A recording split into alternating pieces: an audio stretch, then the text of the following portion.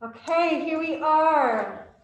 Welcome everybody, those here in person, this very small little group that we have. We've been chatting, and all of you on Zoom. I can see my mom out there somewhere, her name, but we have all the classes that are there, friends, family, mentors. We have people that are Zooming all over the country right now. It actually kind of makes me want to cry. Just the support. I was just feeling like the support right now for this class and these kids are pretty profound. One person in particular that comes to mind in this way is sitting right there, Kristen, who has set up this whole contraption so all of you can see her, not see her, but experience us. But she's also spent countless hours with these kids setting up their projects, the technical aspects of that. It's been problem solving and home time and all of her love and support. So Kristen, thank you so much.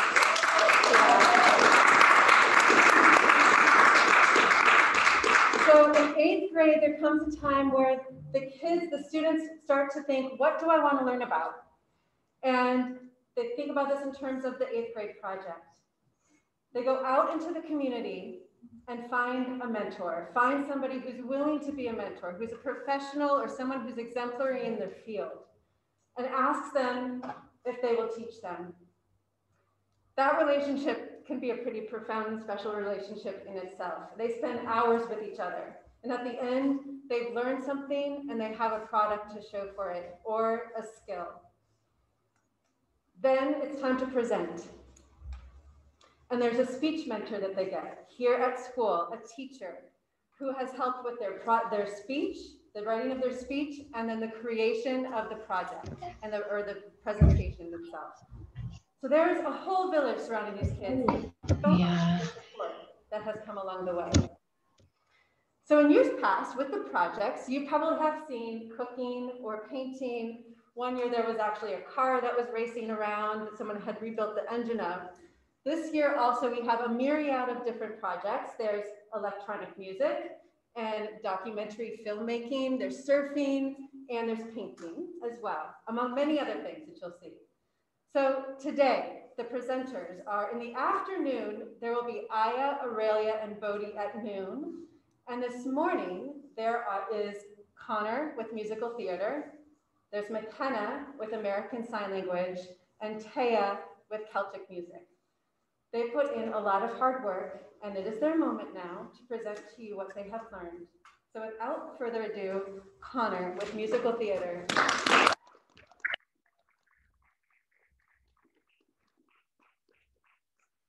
Good morning, everyone. My name is Connor, and for my 8th grade project, I studied musical theater. I've been singing and dancing since I could walk, and my family has been my audience since that time. I would have them gather in the living room as I spun in circles to music, sang into my imaginary microphone, and told dramatic 3-year-old tales of oceans, gnomes, and crabs. As you can see, I have always been interested in music and theater. Put the two together and you have my project.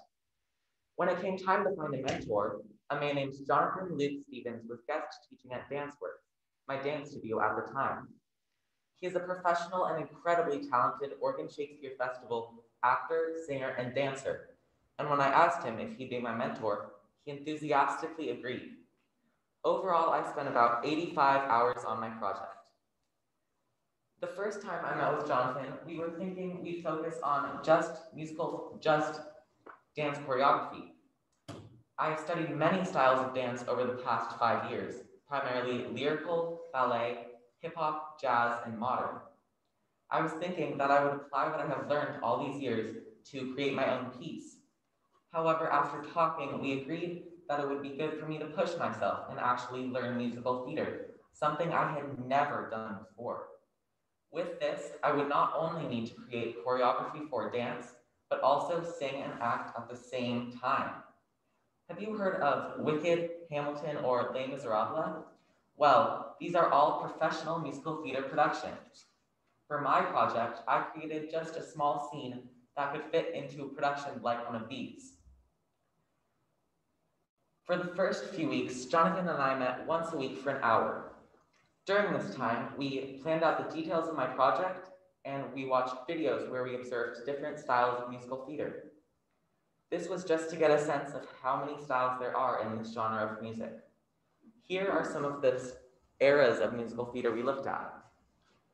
This is the Golden Age, one of the earliest stages of musical theater on Broadway, lasting from the early 1950s to 40s to 1959.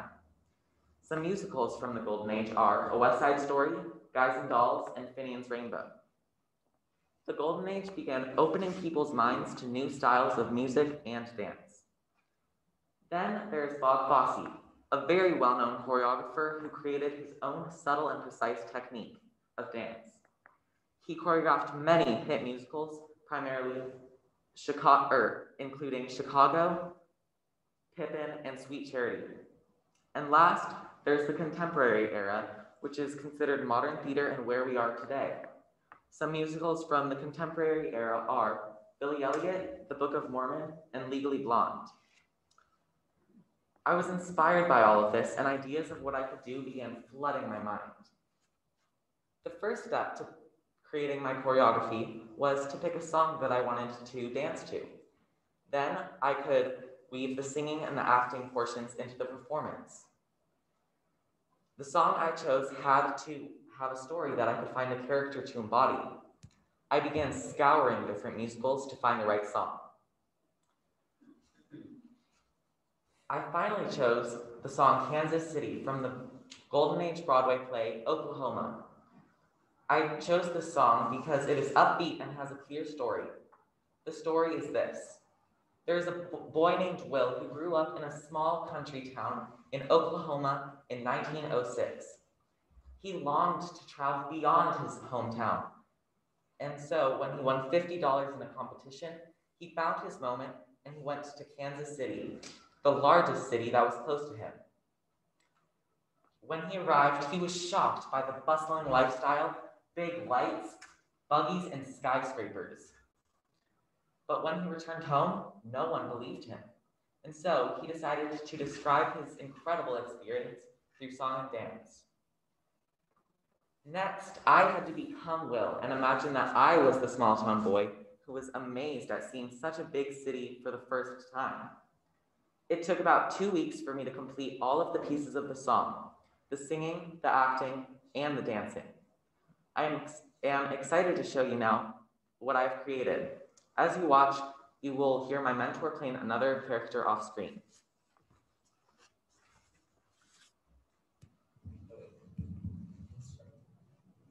Something different, yeah? Show me something new. I got to Kansas City on a Friday. By Saturday, I learned a thing or two. For up till then, I didn't have an idea of what the modern world was coming to. I counted 20 gas buggies going by themselves almost every time I took a walk. And then I put my ear to a bell telephone, and a strange woman started in to talk. What next? Yeah, what? What next? Gather round. Everything's up to date in Kansas City. They've gone about as far as they can go. They got a big theater, they call it Burlacue. For 50 cents you can see a dandy show. Gals? One of the gals was fat and pink and pretty, as round above as she was round below. I could swear that she was hatted from her shoulder to her heel, but later in the second act, when she begun to peel, she proved that everything she had was absolutely real. She went about as far as she could go. Yes, sir! She went about as far as she could go. Woo! What you doing now, Will? Oh, that looks like a two-step to... Whoa! You learned that in Kansas City? Yeah! Oh, watch out! Watch out, Will! Whoa! Whoa! Whoa, we're over here! You okay? Everything's up to date in Kansas City. They've gone about as far as they can go. They went and built a skyscraper 7 stories high, about as high as a building ought to grow. Everything's like a dream in Kansas City. It's better than a magic lantern show. Turn the radiator on whenever you want some heat. With every kind of comfort, every house is all complete. You can walk to breeze in the rain and never wet your feet. They've gone about as far as they can go. Yes, sir! They've gone about as far as they can go. Woo!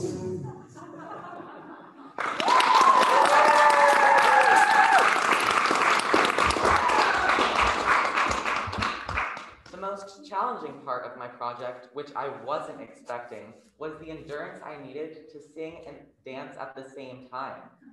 I could not believe, you can see this at the end of the video you just saw. By the end of the song, I was exhausted. I could not believe how out of breath I would be by the end of each run through. Many times during rehearsal, by the end of the song, I would be gasping for breath, trying to sing, and Jonathan would be right next to me yelling, "Push, Connor, push." It was hard, but with his help, I got through it. The most rewarding part was actually finishing the video. I have loved learning all about musical theater, but it would not have been possible without so many people.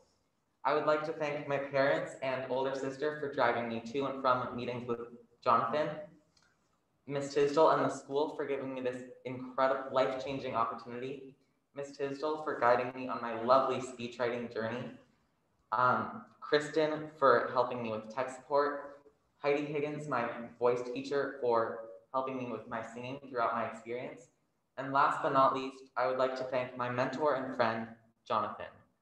Jonathan, I am so grateful to have had such an incredible, enthusiastic, and passionate mentor. You bring so much positive energy to the dance studio, and I appreciate how you fight through the difficult moments alongside me. Thank you for helping me progress in strength, technique, and above all, musical theater. Oh, and I believe Jonathan is on Zoom.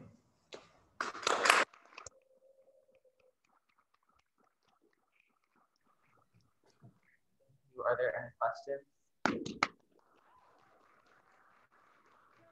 Any questions? Just for those of you on screen will know, we'll take a couple in person, and then Kristen's going to help us with a couple from Zoom.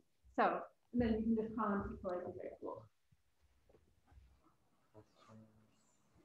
Yeah. You think you'd like to pursue this in the future and get to adulthood? Yeah, potentially. I definitely see myself pursuing a career in dance, whether that's musical theater. I've also been studying ballet a lot recently. So yeah, definitely, it's definitely a possibility. Yeah, Aiden? How long did it take you to memorize the choreography in the song for Kansas City? Well, I'd say like, I don't know. Memorizing songs and has always been pretty easy for me. I just like hear a song and then I know it. But so not too long. It was more the like choreographing the piece that took longer. But yeah, I'd say the whole thing, choreographing it probably took about 2 weeks. And then we'll have to Zoom for the classes or anybody there that might have any questions. So teachers, I don't know if you can kind of, we're learning as we go. So we're figuring this out as well. I see a question from Miss Rossi in 7th grade. Okay, great. Go ahead, Eva, speak really out. Can you hear us? Yes. What do you think what was the funnest part of your project, Connor? What was the funnest part of your project, Connor? Well, I'd say just going to class with Jonathan every week was super fun, and just taking those classes, because like I said, I've been taking a lot of ballet recently, which is all very like specific positions. When I went to musical theater, it was just like very expressive and just, yeah. So I think just going to class was the most fun part. And if there's one more on Zoom, and if not, that's okay. I see a question from Ms. Benson and actually a question from Jonathan. Oh yeah, let's do those two. Okay, And that'll be, we'll wrap those two up. Really loud, really loud. Who's that person yelling in the background? Who's the what behind the background? Devin asked who is the person yelling in the background, but I believe, Connor, you said who that was. Could you remind us? Yeah. Who was the person yelling behind the background? Yeah, that was my mentor. That was Jonathan. And then we'll go to Jonathan. Yeah. Hi, I was the crazy voice yelling in the background.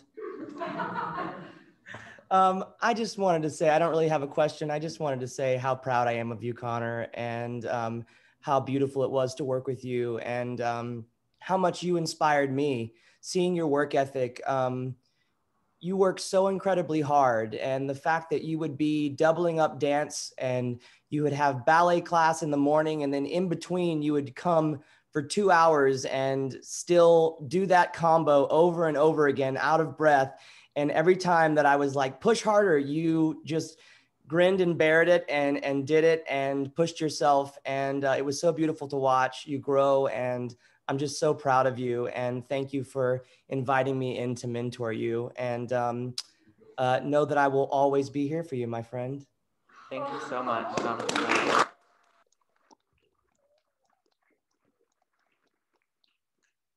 Thank you, Jonathan. That's really means a lot. Of course. Okay, thanks, Connor. That was awesome. A little transition. There'll be a moment where new people will come in and we'll get the next presenter set up.